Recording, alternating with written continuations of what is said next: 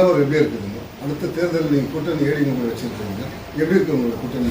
ரொம்ப பலமான கூட்டணி.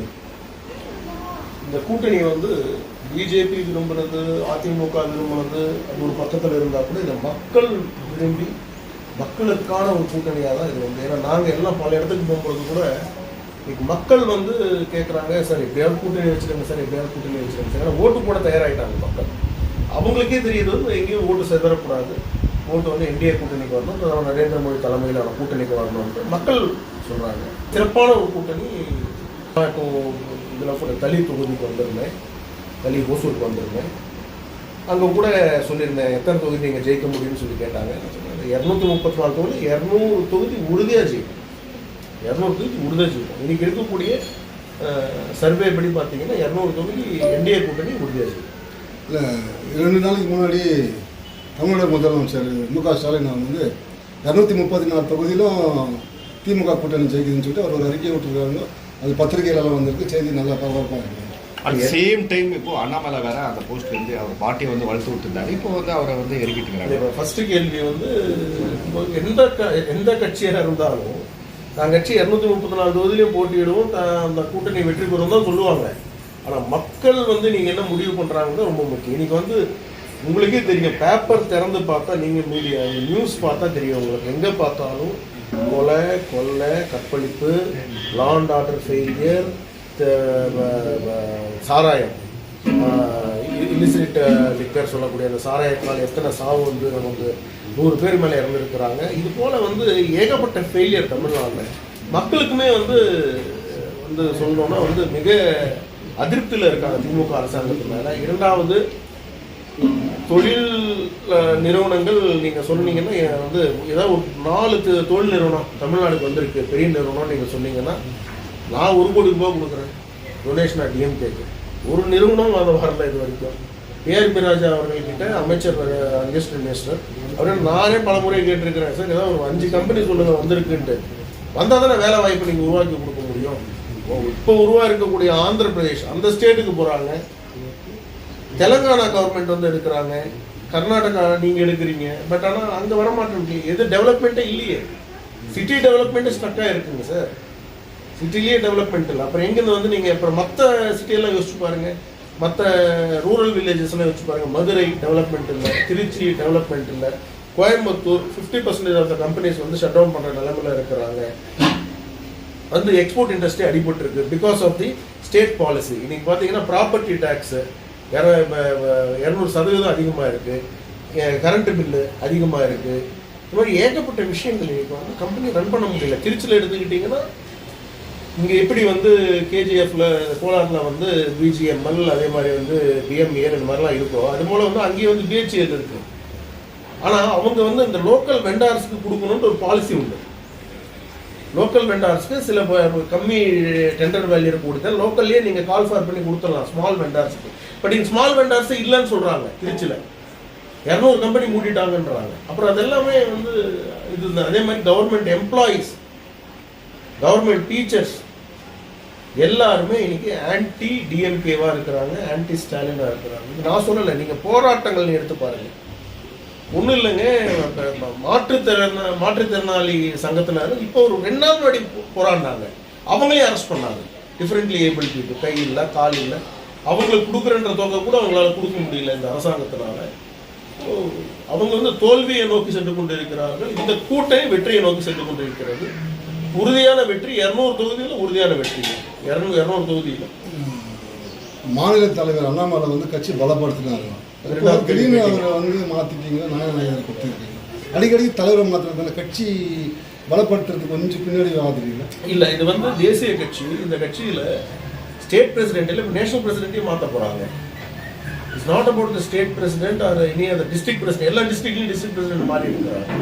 எல்லா ஸ்டேட்லையுமே பார்த்தீங்கன்னா ஆல்ரெடி இருந்த பிரசிடென்ட்டை வந்து கண்டினியூ பண்ணல, டோட்டல் சேஞ்ச்.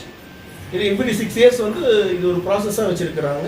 ஸோ இப்போ அண்ணாமலை அவர்களுக்கு அந்த டேர்ம் முடிஞ்சிருக்கு. அவருக்கு வந்து உங்களுக்கு தெரியும், அமித்ஷா அவர்களே பார்த்தீங்கன்னா ஒரு மிகப்பெரிய ட்வீட் போட்டிருந்தாங்க.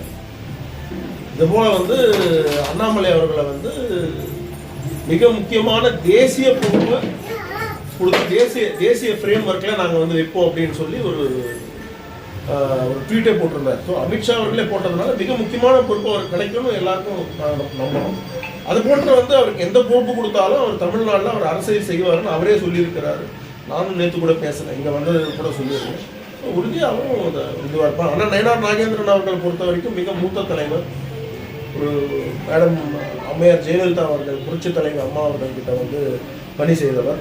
இந்த சூழ்நிலையில் இந்த அவருடைய எக்ஸ்பீரியன்ஸு அவருடைய எக்ஸ்பர்டைஸு நம்ம கூட்டணிக்கு போகிறோம் பொழுது அது தேவைப்படுது. அதுக்கு தகுந்த மாதிரி வந்து தேசிய தலைமை வந்து ஒரு முடிவெடுத்திருக்கிறாங்க. கடந்த தேர்தலில் வந்து பிஜேபி அவர்களை தோற்கடிச்சது திமுக. ஐயா காமராஜர் காங்கிரஸுடைய மிகப்பெரிய தலைவர், பிரதமரே 2 முறை பிரதமரை தேர்ந்தெடுக்கக்கூடிய ஒரு வலிமை மிக்க ஒரு தலைவர் ஐயா காமராஜர் அவர்கள். அவர் தோற்கடித்தது யாரு? திமுக தான், அண்ணா அவர்கள் தான், அதே கலைஞர் கருணாநிதி அவர்கள் தான். அவங்க தான் ஒரு வலிவான அரசியல் செய்து அவரை தோற்கடிச்சாங்க. ஒரு ஸ்டூடெண்ட்டை விட்டு இது பண்ணாங்க. அவங்க கூட்டணி இல்லை இல்லையா? சொல்லுங்க. அது போல வந்து இன்னைக்கு எதிர்ப்பு தெரிவிச்சு நீங்க கூட்டணி அது 2024 கூட்டணி இல்லை. அப்ப வந்து உங்களுக்கு வந்து கூட்டணி இல்லாத போதுமே வந்து நீங்க அவங்க எங்களை பத்தி பேச செய்வாங்க, நாங்க அவங்கள பத்தி பேசுவோம். கூட்டணின்னு சொல்லி வந்த பிறகு சார் இன்னைக்கு மக்கள் நலன் ரொம்ப முக்கியம் சார். கட்சி நலன், தலைவர் நலன், தொண்டர்கள் நலன் எல்லாம் பக்கத்தில் வைப்போம். இன்னைக்கு மக்கள் நலன் ரொம்ப இம்பார்ட்டன்ட். மக்கள் இன்னைக்கு எந்த அளவுக்கு பாதிக்கிறாங்க நீங்க தமிழ்நாட்டில் நீங்க யோசிச்சு பாருங்க சார். பஸ் டிக்கெட் வாங்குறது கூட கஷ்டப்படுறாங்க மக்கள். இன்னைக்கு பஸ் டிக்கெட் வாங்குறது கஷ்டப்படுறாங்க. எல்லா இடத்துலையும் ஊழல். மணல்ல எடுத்தா கொள்ளையடிக்கிறாங்க, ரோடு போடுறதுல கொள்ளையடிக்கிறாங்க. சரி, இப்ப திமுக எடுத்துக்கோங்களேன், இந்தியாவிலேயும் எங்கேயும் இல்லை சார். 5 அமைச்சருங்க மேல ஊழல் குற்றச்சாட்டு.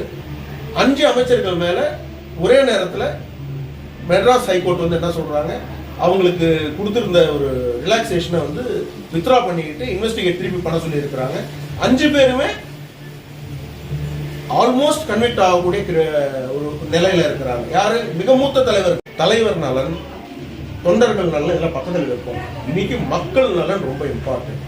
மக்கள் இன்னைக்கு எந்த அளவுக்கு பாதிக்கிறாங்க நீங்க தமிழ்நாட்டில் நீங்க யோசிச்சு பாருங்க சார். பஸ் டிக்கெட் வாங்குறது கூட கஷ்டப்படுறாங்க மக்கள். இன்னைக்கு பஸ் டிக்கெட் வாங்குறது கஷ்டப்படுறாங்க. எல்லா இடத்துலையும் ஊழல். மணல்ல எடுத்தா கொள்ளையடிக்கிறாங்க, ரோடு போடுறதுல கொள்ளையடிக்கிறாங்க. சரி, இப்ப திமுக எடுத்துக்கோங்களேன், இந்தியாவிலேயும் எங்கேயும் இல்லை சார். 5 அமைச்சருங்க மேல ஊழல் குற்றச்சாட்டு. 5 அமைச்சர்கள் மேல ஒரே நேரத்தில் மெட்ராஸ் ஹைகோர்ட் வந்து என்ன சொல்றாங்க, அவங்களுக்கு கொடுத்திருந்த ஒரு ரிலாக்ஸேஷனை வந்து வித்ரா பண்ணிக்கிட்டு இன்வெஸ்டிகேட் திருப்பி பண்ண சொல்லி இருக்கிறாங்க. 5 பேருமே ஆல்மோஸ்ட் கன்விக்ட் ஆகக்கூடிய ஒரு நிலையில இருக்கிறாங்க. யாரு? மிக மூத்த தலைவர்கள். திமுகவின் மிக மூத்த தலைவர்கள். யாரும் நான் வந்து ஜூனியர்ஸை பத்தி சொல்ல, அந்த நிலைமையில இருக்கக்கூடிய நிலைமை. சுப்ரீம் கோர்ட் என்ன சொல்றாங்க, அமைச்சர் செந்தில் பாலாஜி உங்களுக்கு அமைச்சர் பதவி வேணுமா இல்ல ஜெயிலுக்கு போகணுமா முடிவு பண்ணுங்கன்றாங்க. அந்த அளவுக்கு ஒரு கொட்டு வாங்கின பிறகுதான் வந்து பாத்தீங்கன்னா அவங்க அமைச்சர் பதவியை ரிசைன் பண்றாங்க. இந்த அளவுக்கு வெளிப்படையாக கூச்சநாச்சம் இல்லாம நீங்க ஊழல் செய்யக்கூடிய ஒரு அரசாங்கத்தை ஒருபோதும் தமிழக மக்கள் ஏற்றுக்கொள்ள மாட்டாங்க. இன்னொன்னு பாத்தீங்கன்னா திமுகவினுடைய வரலாற்றிலேயே 2வது முறை ஜெயிச்சதா சரித்திரமே கிடையாது. வாய்ப்பே கருணாநிதி அவர்கள் இருந்த போது இல்லைன்னும் போது ஸ்டாலின் அவர்கள் வந்து மோஸ்ட் வீக்கஸ்ட் சிஎம். இந்த வீக்கஸ்ட் சிஎம் அவரால் வந்து உறுதியாக 2வது முறை ஜெயிக்கிறதுக்கான வாய்ப்பே இல்லை. அவருக்கு இருக்கக்கூடிய பிரச்சனைகள் 1000 பிரச்சனைகள் இருக்கு. டாஸ்மாக் ஊழல்ல இருந்து எடுத்துக்கிட்டீங்கன்னா அவ்வளவு பெரிய ஊழல்கள் வந்து இன்னைக்கு எத்தனை பேர் ஜெயிலுக்கு போக போறாங்கன்னே தெரியல. அந்த அளவுக்கான ஒரு ஊழல் மிகுந்த ஒரு சக்தியாக அவங்க இருக்கிறாங்க. ஒரு தீர்ப்பை எல்லாருமே மதிக்கிறாங்க. மதிச்சுதான் ஆகணும், அது ஒன்றும் இல்லை. இப்போ ஆனால் அதுபடி பார்த்தீங்கன்னா திருப்பி ரிவ்யூ பெட்டிஷன் போகலாம். கான்ஸ்டியூஷனல் பெஞ்சுக்கு நம்ம வந்து அந்த கேஸை வந்து ரெஃபர் பண்ணலாம் இல்லைங்களா? ஸோ அதுக்கான இதெல்லாம் வந்து கவர்னர் சைட்லேருந்து எடுப்பாங்கன்னு நான் நினைக்கிறேன். எனக்கு தெரியல, நான் அந்த சப்ஜெக்ட் உள்ள நாங்கள் இன்டர்ஃபியர் ஆகலை. பட் வாட் ஐ சி, ஒரு டெம்பரரி ஹாப்பினஸ் தான் வந்து ஃபார் டிஎம்கே. இது ஒன்றும் பர்மனன்ட் ஹாப்பினஸ் கிடையாது. இது ரொம்ப ஒரு டெம்பரரி ஒரு ஹாப்பினஸ். அதுலேயும் பார்த்தீங்கன்னா நீங்கள் வந்து இந்த காலேஜஸில் பார்த்தீங்கன்னா யார் சான்சலராக இருக்கணும், யார் வைஸ் சான்சலராக. நான் என்ன கேட்குறேன், கல்வியை ஒழுங்காக கொடுங்க. யார் சான்சலராக இருந்தாருன்னா யார் வைஸ் சான்சலராக இருந்தாங்க. இப்போ அப்படியே ஒரு முதலமைச்சர் ஸ்டாலின் சான்சலராக இருந்து என்ன ட்ரிபிள் PhD படிச்சுட்டாரா இவர்? சொல்லுங்க. இவர் என்ன வந்து அகாடமிக் ஃபார் எக்ஸலன்ஸா இவர் முதலமைச்சர்? ஒன்றும் கிடையாது சார். அவர் இப்போ சான்சலர் வந்து என்ன ஆகிட போகுது? ஒன்றும் ஆக போகிறது கிடையாது. ஸோ அதுக்கு நீங்கள் ஒரு பெட்டர் ஒரு ப்ராப்பர் எஜுகேஷன் சிஸ்டம் நீங்கள் இன்னைக்கு நேஷனல் எஜுகேஷன் பாலிசி நான் கொண்டு வர மாட்டேன்னு சொல்றீங்க. அதை கொண்டு வாங்க, அதை இம்ப்ளிமெண்ட் பண்ணுங்க. காங்கிரஸ் ரூல்டு ஸ்டேட்லேயே இன்னைக்கு NEPக்கு எதிர்ப்பு கிடையாது. காங்கிரஸ் ரூல்டு ஸ்டேட்லேயே இன்னைக்கு எதிர்ப்பு கிடையாது. கம்யூனிஸ்ட் ரூல்டு ஸ்டேட் கேரளாவிலேயும் எதிர்ப்பு கிடையாது. எல்லாம் இம்ப்ளிமெண்ட் பண்ணிட்டாங்க. இவங்க பாருங்க டிராமா பண்ணிட்டாங்க. ஏன் இவங்களுக்கு தனியார் ஸ்கூல்ல அட்மிஷன் வரணும். பாதி ஸ்கூல் வந்து டிஎம்கே காரங்க ரன் பண்றாங்க. அப்ப அந்த தனியார் ஸ்கூல் வந்து அவங்களுக்கு அட்மிஷன் வரணும். லட்சக்கணக்கில் சம்பாதிக்கிறாங்க. இதே தான் நீட்டுக்கு சார். அவ்வளவு எதுக்கு? இப்ப பாருங்க, நீங்க பஹல்காம்ல வந்து டெரரிஸ்ட் அட்டாக் நடந்தது, கரெக்டுங்களா? நடந்தது. இது வரைக்கும் எங்கேயாவது முதலமைச்சர் ஸ்டாலின் அவர்கள் ஒரு வெளிப்படையாக வந்து அந்த இறந்தவர்களுக்கு ஒரு அஞ்சலி செலுத்துவோம், இல்லை அஞ்சலி செலுத்தியோ ஒரு மக்களுக்கு நாங்கள் துணை நிற்கிறோன்ற மாதிரி எங்கேயாவது சொல்றாரா? அதுலேயும் அரசியல் செய்யணும்னு நினைக்கிறாங்க. அதுலேயுமே அரசியல் செய்ய நிற்கிறேன். ஏன்னா அவரோட கூட்டணி கட்சி தலைவராக இருக்கக்கூடிய அண்ணன் திருமாவளவன் என்ன சொல்றாரு? பாகிஸ்தானுக்கு ஆதரிச்சு பேசுறாரு. இதெல்லாம் எப்படி ஏற்றுக்க முடியும்? 2 நாடுகளுக்கு பிரச்சனைனா அந்த நாட்டு மக்கள் என்ன செய்தார், என்ன பாவம் செய்தாருன்னு பேசுறாரு. யாரு? அண்ணன் திருமாவளவர்கள் பேசுறாங்க. நான் என்ன கேட்கிறேன், கொன்னது நம்ம நாட்டு மக்களை, நீங்க இருக்கிறது நம்ம நாட்டுல, உங்களுக்கு எதுக்கு பாகிஸ்தான்ல என்ன பண்றாங்க, என்ன நடக்குது? நம்ம நாடு, அதை நம்ம காப்பாற்றணும். இங்க நீங்க அரசியல் கட்சி வச்சிருக்கிறீங்க, இங்க ஒரு சமுதாயத்துக்கு நீங்க தலைவர், அதை நீங்க காப்பாற்றணும். அந்த அளவுக்கு வந்து ஒரு தேச விரோத சக்திகளாக இவங்க இருக்கிறாங்க. இவங்க கண்டினியூ ஆகக்கூடாது. கண்டினியூ ஆனால் நான் சொல்றேன், தமிழ்நாடு சுடுகாடா மாறும். அதனால வந்து இவங்க கண்டினியூவே ஆகக்கூடாது. மாநிலத்தோட நான் தான் சொன்னேன், ரொம்ப week government, weakest CM sir. நீங்க எங்கேயாவது எந்த கவர்மெண்ட் ஆகுது? இப்போ எல்லா ஸ்டேட்லயுமே பிஜேபி கவர்மெண்ட் இருக்கா? கிடையாது. சில ஸ்டேட்ல காங்கிரஸ் இருக்கு, சில ஸ்டேட்ல கம்யூனிஸ்ட் இருக்கு, ஒரு ஸ்டேட்ல மமதா பானர்ஜி இருக்கிறாங்க. கரெக்டுங்களா நான் சொல்றது? எங்கேயுமே இந்த ஃபண்ட் வந்து எங்களுக்கு கொடுக்கலன்ற ஒரு கம்ப்ளைண்டே கிடையாது. அபண்டன்டான ஃபண்ட்ஸை வந்து கொடுத்துட்டு இருக்கிறாங்க. முதலமைச்சரே வந்து கொடுக்கலன்னு சொல்லிட்டு சார், நீங்க ஃப்ரீ ஸ்கீம்ஸ் கொடுக்கணும்னு நீங்க போட்டுட்டு பட்ஜெட் கொடுக்க சொல்லக்கூடாது சார். ஆல்ரெடி கொடுக்கக்கூடிய ஸ்கீம்ஸ்ல மற்ற ஸ்டேட்ஸ்க்கு என்ன கொடுக்குறாங்களோ அதுக்கு ஈக்குவல் ரேஷியோல உங்களுக்கு கொடுக்கணும். அவ்வளவுதான். நீங்க வந்து ஃப்ரீயா கொடுப்பேன்னு சொல்லி நீங்க ப்ராமிஸ் பண்ணிட்டு அதுக்கு ஃபண்ட் பத்தலன்னு ஒண்ணு நீங்க மற்ற ஸ்கீம்ல இருந்து எடுத்து இங்க போகணும்னு நினைச்சா அது முடியாது.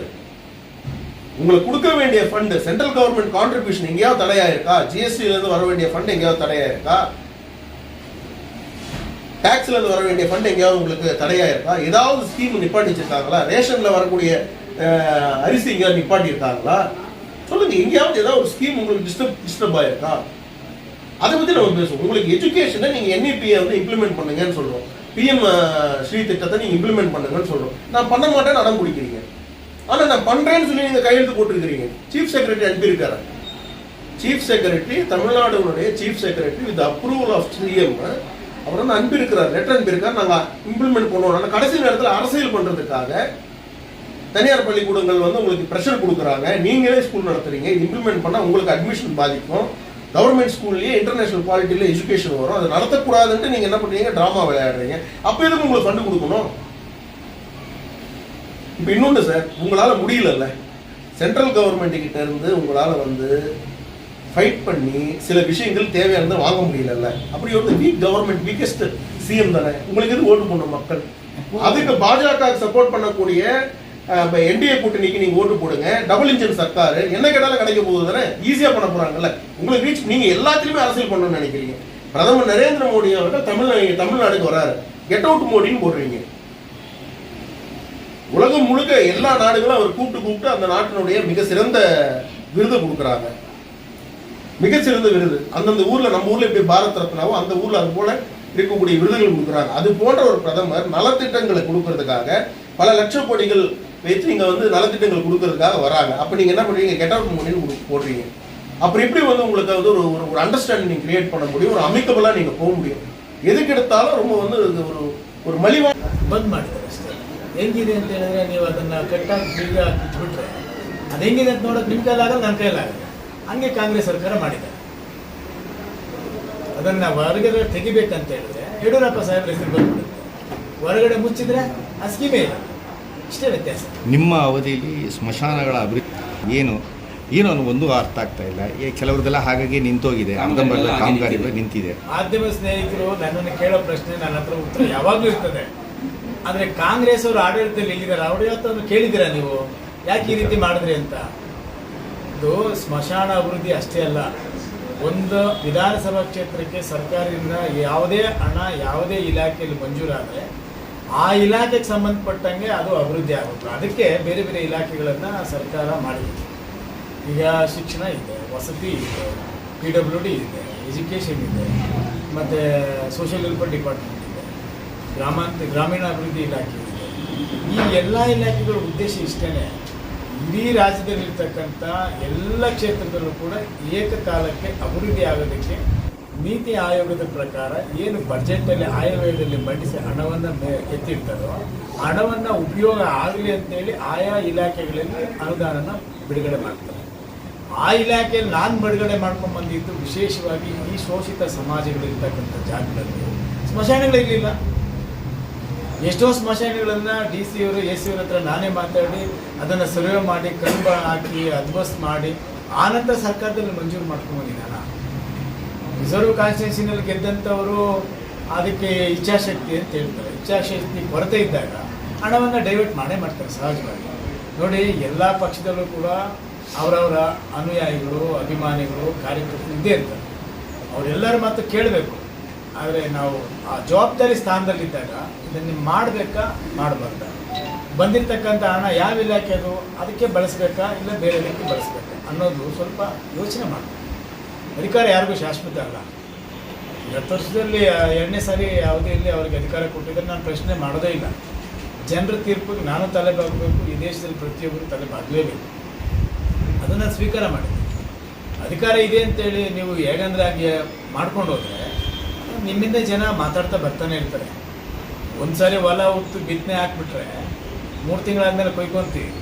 ಇನ್ನು ವರ್ಷಾನುಗಟ್ಟಲೆ ಅದನ್ನು ಬಿಡಲ್ಲ. ತಿರುಗಿ ಮಳೆಗಾಲ ಬಂದರೆ ತಿರುಗಿ ಉಳ್ತೀವಿ, ಅದನ್ನು ತಿರುಗಿ ಮತ್ತೆ ಹಸನು ಮಾಡ್ತೀವಿ. ಇಲ್ಲ, ಅದು ರಾಜಕೀಯ ಅಷ್ಟೇ. ಬರುತ್ತೆ, ಉಳಕಾಲ ಬರುತ್ತೆ. ಕಾರ್ಯಕರ್ತರು ನೇಗಿಲು ಎತ್ತುಗಳನ್ನ ಚೆನ್ನಾಗಿ ತಿಂಡಿ ಬೂಸ ಹಿಂಡಿ ಕೊಟ್ಟು ಚೆನ್ನಾಗಿ ಇಟ್ಕೊಂಡಿದ್ದಾರೆ. ಎತ್ತುಗಳಿಗೆ ನೇಗಿಲು ಕಟ್ತಾರೆ, ಭೂಮಿ ಉಳ್ತಾರೆ, ಒಳ್ಳೆ ಫಲವತ್ತಾದ ಬೆಳೆನ ತೆಗಿತಾರೆ. ಸಂಘಟನೆ ದೃಷ್ಟಿಯಿಂದ ಸಂಘಟನೆ ನಿರಂತರವಾಗಿ ಕೆಲಸ ಮಾಡ್ತಾನೆ ಬರ್ತಾ ಇದೆ. ರಾಜ್ಯದಲ್ಲಿ ಏನೇನು ಕಾರ್ಯಕ್ರಮಗಳು ಕೊಡ್ತಾ ಅವೆಲ್ಲ ಕಾರ್ಯಕ್ರಮಗಳು ಈಗಲೂ ಕೂಡ ಪೂರ್ವಭಾವಿ ಸಭೆ ಮಾಡ್ಕೊಂಡ್ಬಂದಿದ್ದೀವಿ. 7ನೇ ತಾರೀಕು ಜನಾಕ್ರೋಶ ಯಾತ್ರೆಯನ್ನು ಮಾಡ್ತಾ ಇದ್ದೀವಿ. ಇದಕ್ಕೆ ನಮ್ಮ ರಾಜ್ಯದ ಅಧ್ಯಕ್ಷರಾದ ವಿಜೇಂದ್ರ ನೇತೃತ್ವದಲ್ಲಿ ಇಡೀ ರಾಜ್ಯದಲ್ಲಿ ಒಂದು ದೊಡ್ಡ ಆಂದೋಲನ, ಕ್ರಾಂತಿ, ಒಂದು ರೆವಲ್ಯೂಷನ್ ಅಂತೀವಿ, ಆ ಥರ ಆಗ್ತಾ ಇದೆ. ಇದರ ಉದ್ದೇಶ ಇಷ್ಟೇ, ಕಳೆದ 2 ವರ್ಷಗಳಿಂದ ಕಾಂಗ್ರೆಸ್ಸು ಈ ರಾಜ್ಯದಲ್ಲಿ ಆಡಳಿತ ಮಾಡಿದಾಗಿಂದಲೂ ಕೂಡ ಒಂದಲ್ಲ ಒಂದು ರೀತಿಯ ಹಗರಣಗಳನ್ನು ಮಾಡ್ಕೊಳ್ತಾ ಇದೆ. ಜನರ ವಿರುದ್ಧವಾಗಿ ಸರ್ಕಾರ ನಡೀತಾ ಇದೆ. ಅದಕ್ಕೆ ಜನರ ಪರವಾಗಿ ಇವತ್ತು ಈ ಯಾತ್ರೆಯನ್ನು ಕೈಗೊಂಡಿದ್ದೀವಿ. ಜನರ ಮನಸ್ಸಲ್ಲಿ ಏನು ಭಾವನೆಗಳಿದೆಯೋ ಆ ಎಲ್ಲ ವಿಷಯಗಳನ್ನು ತಗೊಂಡು ಇವತ್ತು ಹೋರಾಟ ರೂಪಿಸಿದ್ದೀವಿ. ನಾವು ಇಷ್ಟೊತ್ತಿಗಾಗಲೇ ನಾವು ಈ ನಮ್ಮ ಜಿಲ್ಲೆ ಕಾರ್ಯಕ್ರಮ ಮಾಡಬೇಕಾಗಿತ್ತು. ದುರದೃಷ್ಟವಶಾತ್ ಪಹಲ್ಗಾಮಲ್ಲಿ ನಡೆದಂಥ ದುರ್ಘಟನೆಯಿಂದ ನಾವು ಒಂದಷ್ಟು ದಿನಗಳ ಕಾಲ ಮುಂದಕ್ಕಾಗಿ ಇವತ್ತು ಬರೋ ವಾರ 7ನೇ ತಾರೀಕು ನಿಗದಿಯಾಗಿದೆ. ಈ ಜಿಲ್ಲೆಯಲ್ಲಿ ಜನಾಕ್ರೋಶ ನಡೀತದೆ. ಜಿಲ್ಲೆಯಲ್ಲಿರ್ತಕ್ಕಂಥ ಎಲ್ಲ ಜನರಿಗೆ ಕಾಂಗ್ರೆಸ್ಸಿನ ದುರಾಡಳಿತದ ಬಗ್ಗೆ ಪ್ರತಿ ಮನೆಗೂ ಪ್ರತಿ ಮತದಾರರಿಗೂ ಮುಟ್ಟುವಂಥ ಕೆಲಸ BJPಯ ಪದಾಧಿಕಾರಿಗಳು, ಕಾರ್ಯಕರ್ತರು, ಮುಖಂಡರು ನಾವೆಲ್ಲ ಮಾಡ್ತೇವೆ. ಸೊ ನಮ್ಮ ವಿಧಾನಸಭಾ ಯಾವ ವಿಷಯದ ಬಗ್ಗೆ ಎಲ್ಲ ವಿಚಾರ ಇವತ್ತಿನ ಪೊಸಿಷನ್ ಏನಿದೆ ನಿಮ್ಮ ಪಕ್ಷದಲ್ಲಿ ಮತ್ತು ವಿರೋಧ ಪಕ್ಷದಲ್ಲಿ ದೇಶ ಉಳಿಬೇಕಂದ್ರೆ ಪ್ರಧಾನಮಂತ್ರಿ ನರೇಂದ್ರ ಮೋದಿಜಿಯವರನ್ನು ಕೈ ಬಲಪಡಿಸಬೇಕು. ದೇಶದ ಹಿತದೃಷ್ಟಿಯಿಂದ ನಾವೆಲ್ಲ ಕಡೆ ಮಾತಾಡ್ತೀವಿ, ದೇಶ ಮೊದಲು ಆಮೇಲೆ ಎಲ್ಲವೂ ಅಂತೇಳಿ. ಇವತ್ತು ಆ ರೀತಿ ಗಟ್ಟಿಯಾದಂಥ ಒಂದು ಧೈರ್ಯವನ್ನು ಇಟ್ಟುಕೊಂಡು ರಾಷ್ಟ್ರವನ್ನು ಮುನ್ನಡೆಸುವಂಥ ಏಕೈಕ ನಾಯಕ ನರೇಂದ್ರ ಮೋದಿಜಿಯವರು. ಅದಕ್ಕೆ ಜಗತ್ತು ಇವತ್ತು ಭಾರತದ ಕಡೆ ತಿರುಗಿ ನೋಡ್ತಾರೆ. ಭಾರತ ಅಂತ ಹೇಳಿದ್ರೆ 2014ರಿಂದ ಮುಂದೆ ಹೇಗಿತ್ತು, 2014ರಿಂದ ಈಚೆಗೆ ಹೇಗೆ ಭಾರತವನ್ನು ಇಡೀ ಬೇರೆ ಬೇರೆ ದೇಶಗಳು ನೋಡ್ತಾ ಇದ್ದೀವಿ ಅಂತೇಳಿ ನಾವೆಲ್ಲರೂ ಕೂಡ ನೋಡ್ತಾ ಇದ್ದೀವಿ. ಸತ್ಯನೂ ಕೂಡ ಕೆಲವು ಕಾಂಗ್ರೆಸ್ ಮುಖಂಡರುಗಳಲ್ಲಿ ಇಡೀ ಕಾಂಗ್ರೆಸ್ ಪಕ್ಷದವ್ರಿಗೆ ಸಹಿಸ್ಕೊಳ್ಳೋಕ್ಕಾಗಲ್ಲ ಅವ್ರಿಗೆ. ಯಾಕಂದರೆ ಅಧಿಕಾರ ಇದ್ದಾಗ ಅವ್ರೇನು ಮಾಡೋಕ್ಕಾಗಿಲ್ಲ. ದೇಶನ ಇನ್ನೊಬ್ಬರಿಗೆ ಒತ್ತಡಂತ ಕೆಲಸ ಮಾಡಿದ್ರೆ ಹೊರತು ದೇಶವನ್ನು ಸ್ವತಂತ್ರವಾಗಿ ಬದುಕುವಂಥ ಒಂದು ವಾತಾವರಣವನ್ನು ನಿರ್ಮಾಣ ಮಾಡಲೇ ಇಲ್ಲ ಕಾಂಗ್ರೆಸ್. 50-60 ವರ್ಷಗಳ ಕಾಲ ಈ ದೇಶವನ್ನು ಆಡಳಿತ ಮಾಡಿದಂಥವ್ರು. ಇವತ್ತೇನಾಗಿದೆ, ಪಾಕಿಸ್ತಾನ ನಡುಗೋಗ್ತಾ ಇದೆ. ಇವತ್ತು ಸಣ್ಣ ಘಟನೆ ಅಂತ ನಾವು ಯಾರಾದರೂ ತಿಳ್ಕೊಂಡಿರ್ಬೋದು. ಆ 26 ಜನ ಪ್ರಾಣ ತೆಗೆದುಕೊಂಡ್ರಲ್ಲ, ಇವತ್ತು ಪಾಕಿಸ್ತಾನ ಏನಾಗಿದೆ ಅಂದರೆ ಎಲ್ಲರ ಮುಂದೆ ಅಂಗಲ ಹಚ್ಕೊಂಡು ಬೇಡ್ತಾ ಇದೆ, ಭಿಕ್ಷೆ ಬೇಡ್ದಂಗೆ. ಆ ರೀತಿ ಮಾಡ್ತಾ ಇರೋದು ಈ ದೇಶದ ಪ್ರಧಾನಮಂತ್ರಿ ನರೇಂದ್ರ ಮೋದಿಯವರು, ಕಾಂಗ್ರೆಸ್ ಅವರಲ್ಲ. ಅದಕ್ಕೆ ಎಲ್ಲರೂ ಸಪೋರ್ಟ್ ಮಾಡಲಿ, ಬೆಂಬಲ ಕೊಡಲಿ. ಆ ಹಿನ್ನೆಲೆಯಲ್ಲಿ ನಮ್ಮ ಕ್ಷೇತ್ರದಲ್ಲಿರ್ತಕ್ಕಂಥ ನೀವು ಹೇಳಿದಾಗ ಏನು ಹೇಳ್ತೀರಿ ಅಂತ ಹೇಳಿದ್ರೆ, ದೇಶದ ವಿಷಯ ಅಂತ ಬಂದಾಗ ನರೇಂದ್ರ ಮೋದಿಜಿಯವರಿಗೆ ನೀವು ಸಪೋರ್ಟ್ ಮಾಡಿ.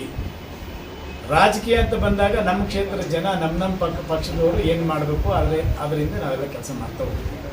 ಒಟ್ಟಾರೆ ಭಾರತ ಅಂತ ಬಂದಾಗ ನಾವೆಲ್ಲರೂ ಒಂದೇ, ಪಕ್ಷ ಬೇಡ, ಧರ್ಮ ಬೇಡ, ಮತ್ತೊಂದು ಯಾವ ಜಾತಿನೂ ಮುಂದೆ ಬೇಡ, ದೇಶ ಒಂದೇ. ದೇಶದಲ್ಲಿರ್ತಕ್ಕಂಥ 140 ಕೋಟಿ ಜನ ಎಲ್ಲ ಒಂದೇ, ಭಾರತೀಯರು, ಇಂಡಿಯನ್ಸ್. ಅಂದರೆ ನೆನೆ ನೋಡ್ರಿ ಜಮೀರಮ್ಮ ಅವ್ರದ್ದು ಹೇಳಿದ್ರೆ ಬಾಂಬ್ ಕಟ್ಬಿಡಿ ಹೋಗಿ ಅಲ್ಲ, ಆಗಲ್ಲ, ಸುಮ್ಮನೆ ತಮಾಷೆಗೆ ಅವ್ರದ್ದು ಹೇಳಿದ್ದಾರೆ ಆಯ್ತಾ. ಅವರು ಕೂಡ ನಾನು ಹಿಂದೂಸ್ತಾನ ಅಂತ ಹೇಳಿದ್ದಾರೆ, ಒಪ್ಕೊಂಡ್ರಲ್ಲ ಸತ್ಯನ. ಈ ಹಿಂದೂ ದೇಶದಲ್ಲಿ ಹಿಂದೂಸ್ತಾನ ಅಂತ ಒಪ್ಕೊಂಡ್ಮೇಲೆ ಅದಕ್ಕಿಂತ ಸತ್ಯ ನೋಡ್ರಿ, ಎಷ್ಟೇ ಮುಚ್ಚಿಟ್ಕೊಂಡ್ರು ಕೂಡ ಕೆಲವು ಟೈಮಲ್ಲಿ ದೇಶದ ವಿಷಯದಲ್ಲಿ ಅಲ್ಲ, ದೇಶದ ವಿಷಯ ಬೇಡ, ಈಗ ದೇಶದ ವಿಷಯ ಈಗ ಹೇಳಿದ್ರೆ ಗುಂಪುಗಾರಿಕೆ ಪ್ರಾರಂಭನೂ ಅಷ್ಟೇ ಅಂತ್ಯನೂ ಅಷ್ಟೇ. ಗುಂಪುಗಾರಿಕೆ ಬಿಟ್ಟು ಒಟ್ಟಗಿರೋಣ, ಪ್ರಾರಂಭನೂ ಅಷ್ಟೇ ಅಂತ್ಯನೂ ಅಷ್ಟೇ. ಸ್ನೇಹಿತರು ಇರ್ಬೋದು, ಯಾವುದೇ ಪಕ್ಷದವ್ರು ಇರ್ಬೋದು, ಯಾವುದೇ ಧರ್ಮದವ್ರು ಇರ್ಬೋದು, ಯಾವುದೇ ಜಾತಿಯರು ಇರ್ಬೋದು, ಎಲ್ಲವೂ ಬಿಟ್ಟು ಒಂದಾಗಬೇಕು ಅಂತ ಹೇಳಿದ್ರು.